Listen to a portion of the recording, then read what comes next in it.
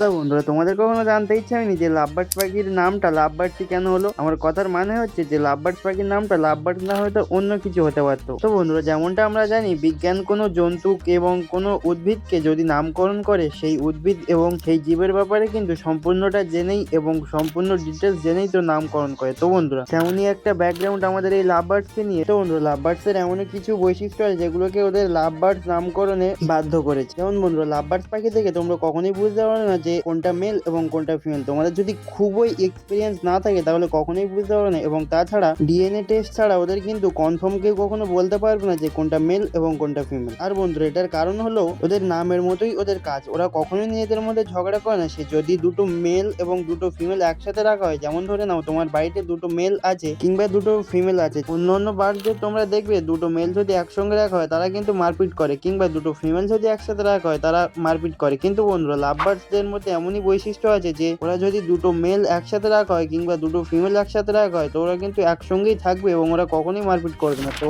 এমনই কিছু বৈশিষ্ট্যের জন্য আমাদের লাভবার্ডসের নামকরণ হয়েছে লাভবার্ড। তো বন্ধুরা, আজকের ভিডিওটা যদি ভালো লাগে ভিডিওটাকে একটা লাইক করে দিও, আর এমন পেট বার্ডস এর ব্যাপারে জানতে চাও তো চ্যানেলটাকে সাবস্ক্রাইব করো, কারণ আমি প্রতিদিন নিয়মিত এমন বার্ডস রিলেটেড ভিডিও আপলোড করে থাকি।